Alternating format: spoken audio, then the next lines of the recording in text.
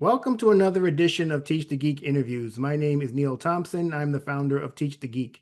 I work with technical professionals so they can present more effectively, especially in front of non-technical audiences. And if you want to learn more about that, you can go to teachthegeek.com. Again, that's teachthegeek.com. Today, my guest is Kishore Ravilla, and he's a CTO with over 25 years of leadership experience across healthcare, insurance, and financial services. So in this episode, we will explore how technology and at least how technology leaders can better communicate with business stakeholders and how or why storytelling matters in digital transformation and how strong execution and operational excellence create lasting business value. Welcome to Teach the Geek interviews, Kishore. Thank you, Neil. First question, where do you see communication gaps happening between technical and non-technical teams? I think it starts at the beginning. And if you look at it, we have two-thirds of the projects that fail to realize half the intended value. I call it this as a misalignment. As 60% of cost time overruns, we accepted it as a cost of doing business. It's almost never a technical issue or a failure. It's a communication failure. At the problem definition stage itself. So if I'm to quote, I don't know if this is attributed to Lincoln or not, but he said like, you give me an hour, half, three-quarters of the time I will spend grinding my axe to chop a tree. I mean, that's what I see it as. So defining the problem is an important part of, or the important part of the conversation. And I think we fumble because we are in such a rush to get things through, and we pay the price in the end. So communication, though, it is important across the entire life cycle. The paramount degree of importance is at the beginning. And I don't believe there is such thing called over communication at all. It's just that no matter what we do, it's not enough. Yeah, I mean, when you were speaking, Kishore, it reminded me of the days when I worked as an engineer and had to give presentations in front of management, and I had to do it on a monthly basis. I've said this on this podcast and YouTube channel so many times. It's it's kind of committed to memory at this point. But when I had to give those presentations, I wasn't taking anyone else's thoughts or needs or wants into account. I was getting up there, I was reading slides, I was trying to get out of there as quickly as possible. And what it would end up happening is I'd get a whole lot of questions afterwards that I thought I'd answered during my presentation. And you would have thought that I would have gotten the lesson after that first presentation, but I didn't. Not after that first or second or third or fourth. In fact, my project ended up getting canceled. And this happened over 15 years ago now. And I still look back on those days and think to myself, man, if I was just better at communicating the usefulness of this project to the company, maybe they would have had this product out there today selling millions of dollars. But I mean, now I mean, looking back on it, I guess we'll never know. Yeah, you are absolutely right because communication is not what is being said, it is what is being heard, right? And taking complex technology language and converting them into business needs is of significance in any project we do, whether it is a simple one or it's a complex one. The complex one only just multiplies the importance of having simplistic language that can be understood. Yeah. You know, another thing I was thinking about is it's already difficult enough to get in front of people, and perhaps your peers who understand what you're talking about and speaking about what you're working on. But then at least in my situation, I'm sure in others, you're speaking to a bunch of different types of people. You're speaking to business people, you're speaking to tech people, and everybody in between. What are your thoughts on how a technical person can give a presentation or at least communicate to a mixed audience? Yeah, don't assume anything, right? You only the presenter will know what the content that is being presented. And try to simplify and assume as though you are talking to a fifth grader.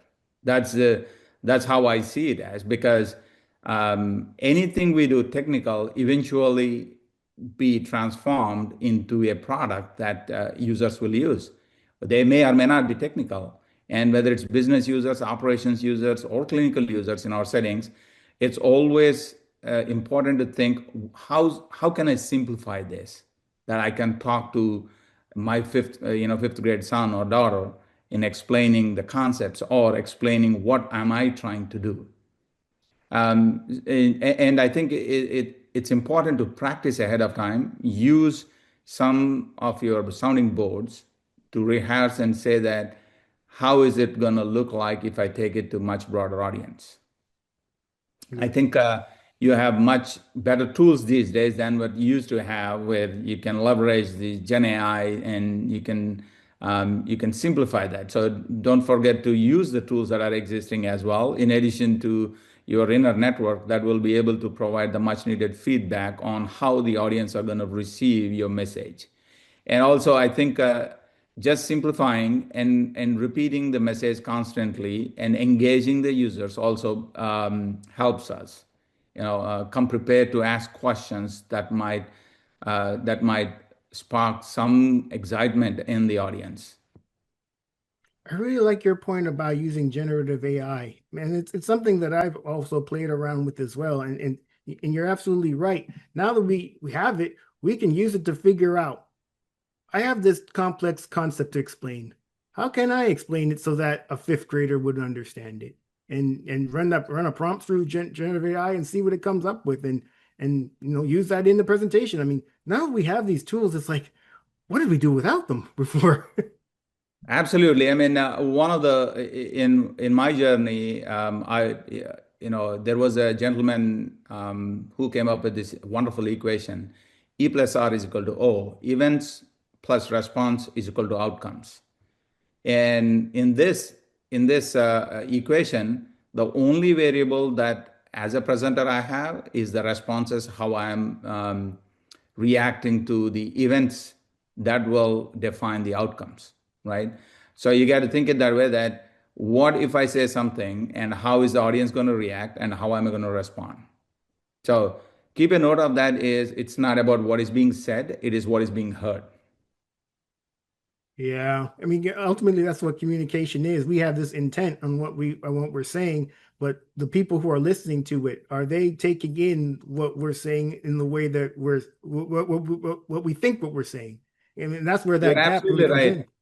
Um, and it's also important to say the intent behind it, right? Why are we doing it? Depending on the audience, and you got to understand that particularly in transformations, it's less about technology. It's all about the people, and then combined with the processes associated with that. Well, lately, after 25 years, it occurred to me that people plus process equals to technology, and it's not the other way around. We make technology should serve the human purpose or a greater good, not the other way around. And that kind of simplified me in conversations much further to say, what is it that I'm actually trying to solve for here so that I get the best possible outcome in this conversation? What misconceptions do you think business leaders have on of technical people, and how do those misconceptions influence strategic decision making? Um, I got to step back and say, is it a misconception or is it self-induced pain we did ourselves, right? We live with machines a lot, and we forget that the machines serve the business in a different way. And because of that, there has been shift that happened over the last 30 years, right? It moved from technology is a nice to have to must have today.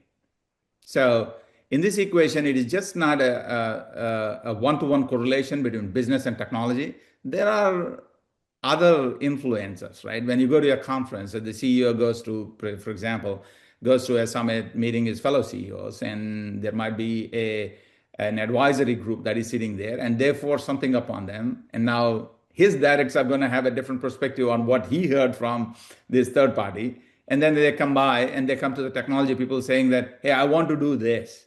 Well, yeah, this is good, but what exactly are we trying to do here?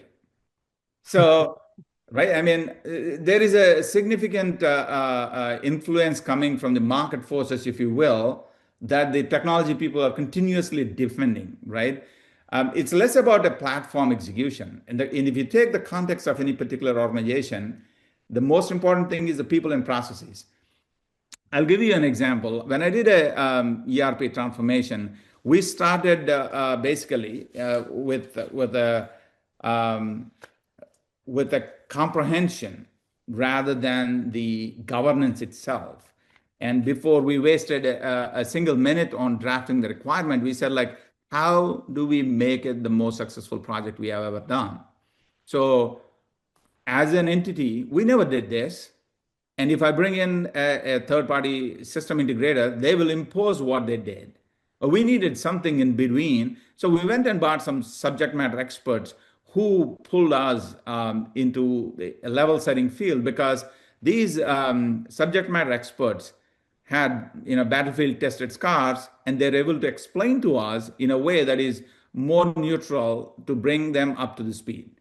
And then because of that, we were able to establish a governance and saying that if this platform is going to do XYZ, then let's adhere to that one. Because any ERP platform is built in decades of established processes.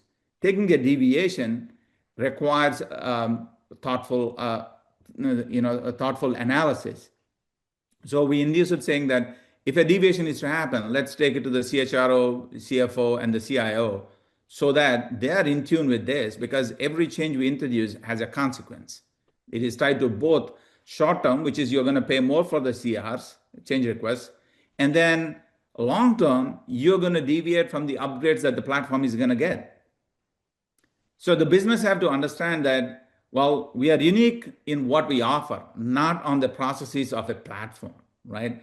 And that led us delivering it on time and with only one CR, and that didn't go well with the system integrator. That's a different story.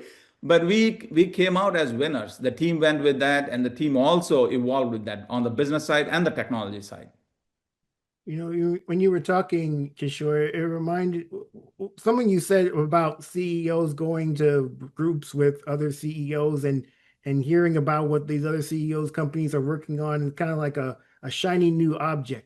And then they want to bring it back to their company and say, well, they're working on stuff, but I don't want to be left out. I don't want to be left behind. So we got to work on this too. And I guess as a technical person, you have to be adept at explaining, well, if everything's a priority, nothing's a priority. So if you want to That's make so this true. a priority, well, something else is going to have to fall off. Which part do you want to fall off, or which project you want to fall off? It's like, well, no, I don't want anything to fall off. I just want you to add this.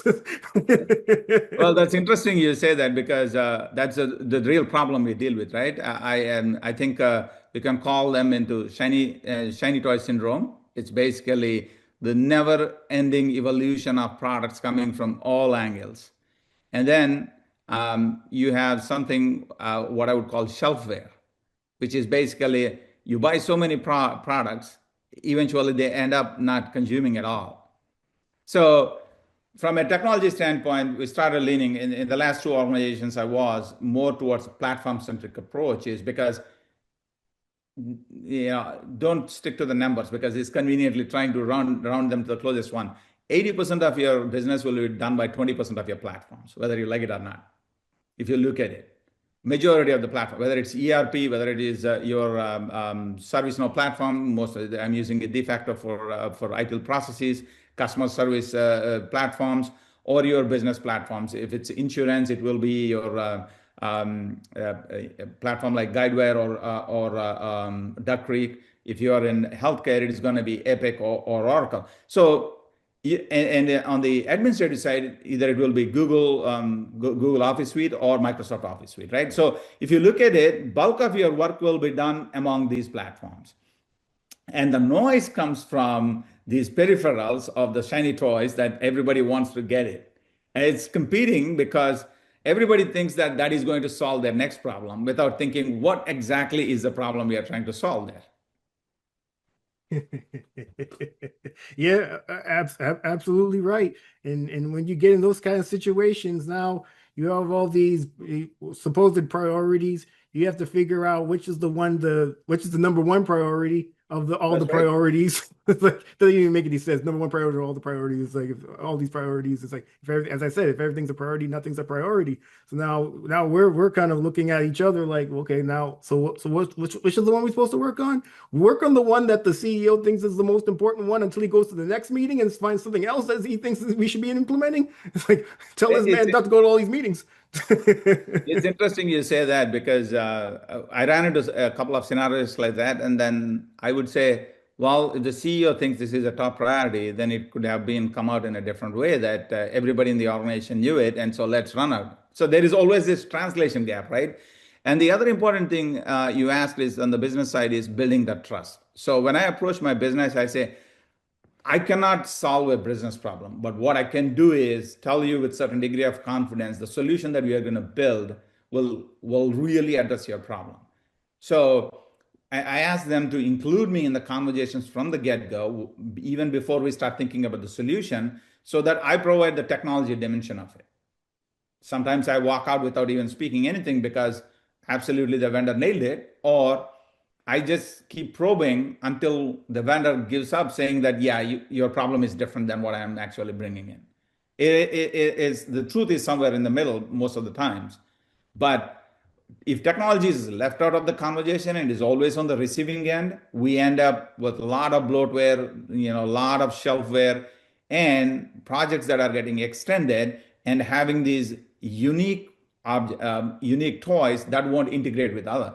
I mean, you tell me in this day and age, no platform works in isolation. Everything is connected, one system to the other. The data is moving fluidly. And in order for that to happen, you got to step back and say, which one is actually providing that level of flexibility so that the data moves seamlessly and helps the business in the way it should. Yeah, absolutely.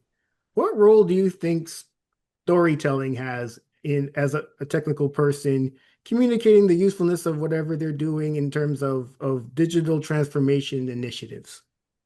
Absolutely. Storytelling is the pivot, right? Since humans evolved, we can easily correlate and stick for the message longer period of time when you have it framed as a story.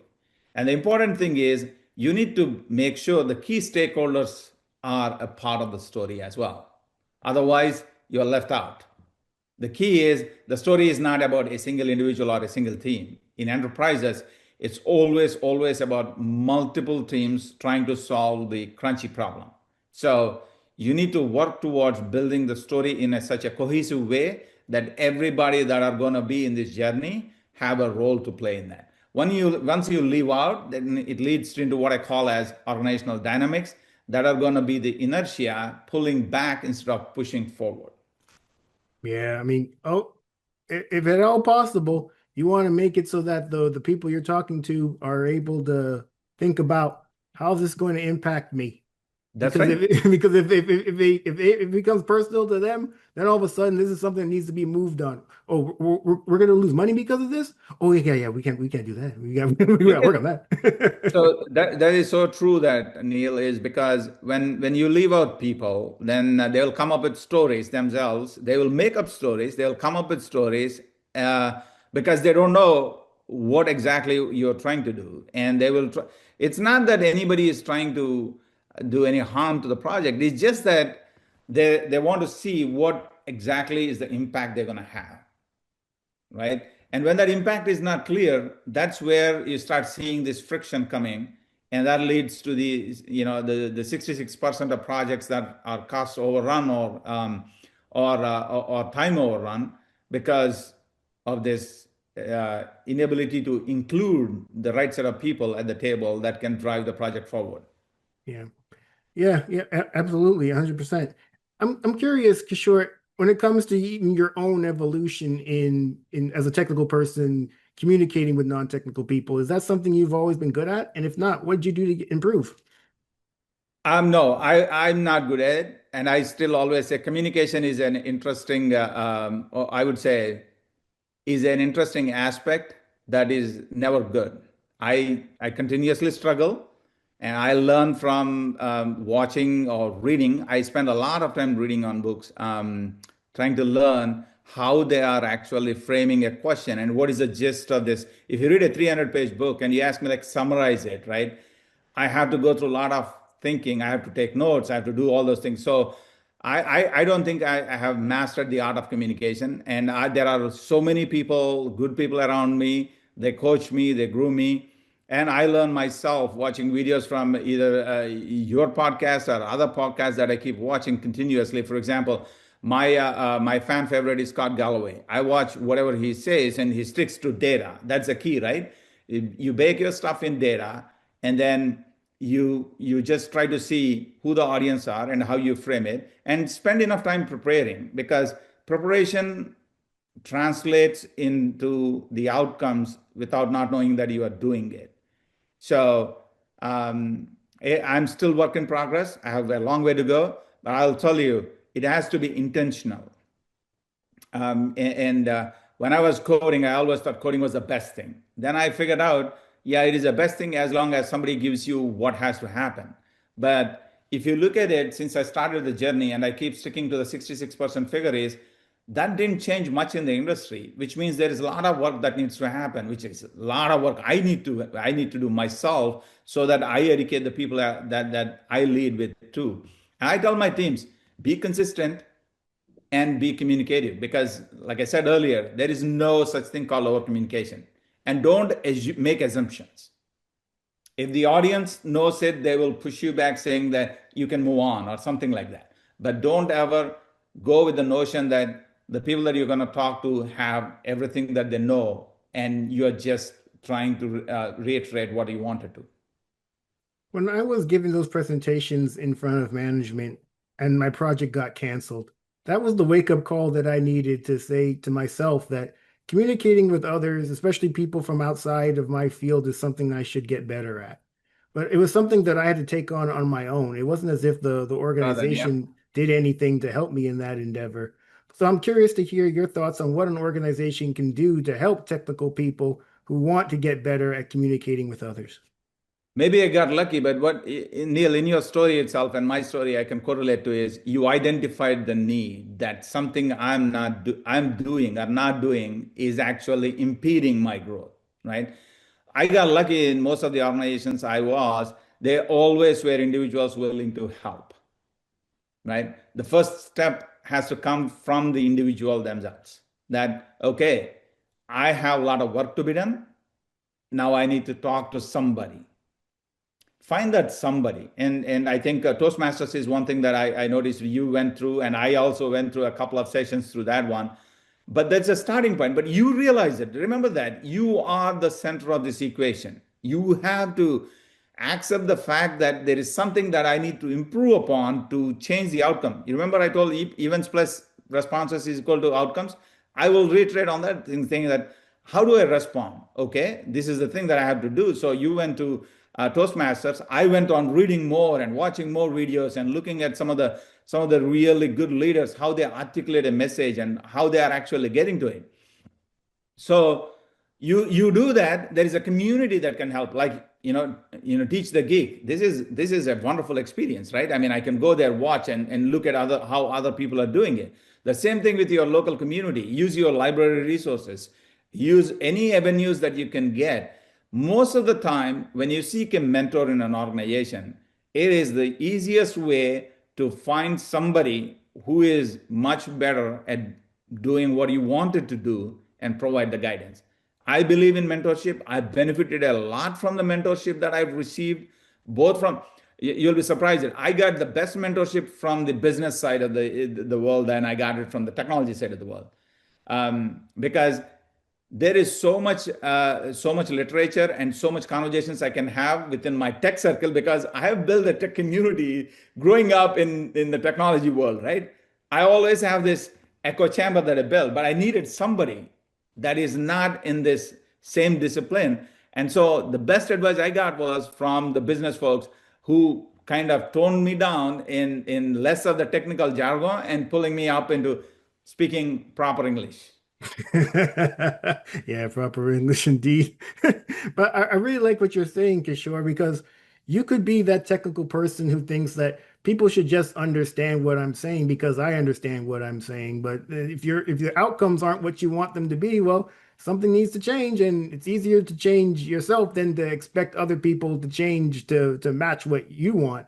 And you're absolutely right when it comes to understanding in and of yourself. This is something that I need to get better at. And I really like your idea of looking for somebody within the organization. Maybe you could look for someone who's an excellent speaker, and you see what they're doing, and you think, well, okay, if I do what they're doing, are they getting the outcomes that they want? And if so, well, maybe I should model what they're doing. So that makes perfect sense to me.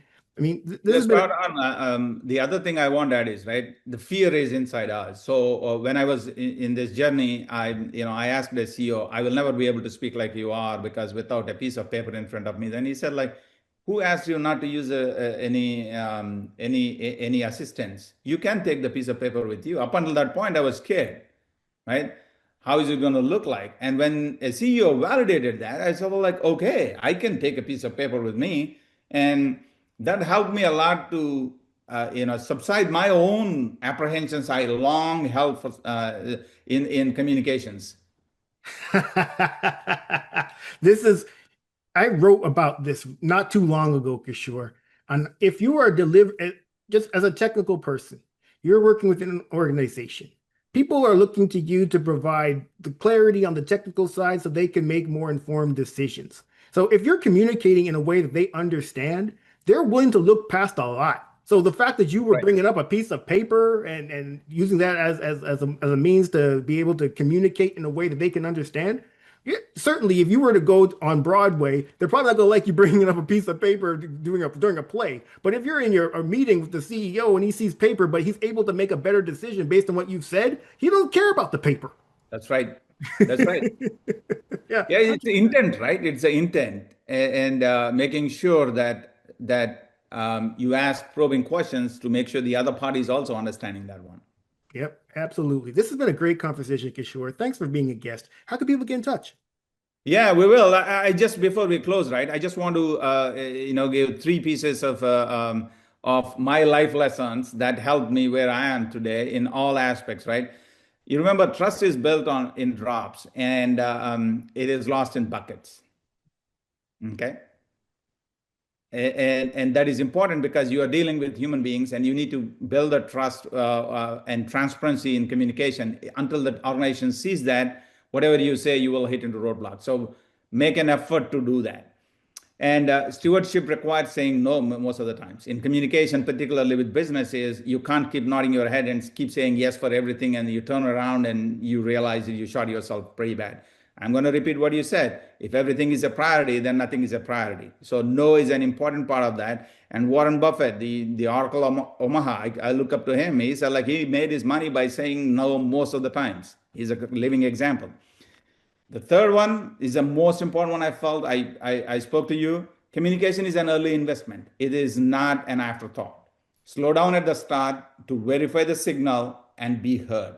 Rushing the handshake, well, finances a cascade you can't afford. And that's where the 66% of projects, even after 30, 40 years of being in project management, are cost overrun and delayed. All right. Absolutely. And people can get in touch with you how? Absolutely, sir. Excellent. Well, everyone, that marks the end of another edition of Teach the Geek interviews. My name is Neil Thompson. I'm the founder of Teach the Geek. I work with technical professionals so they can present more effectively, especially in front of non-technical audiences. And if you want to learn more about that, you can go to teachthegeek.com. Again, that's teachthegeek.com. Until next time, take care and stay safe. Thanks, Kishore. Thank you, Neil. Have a good one.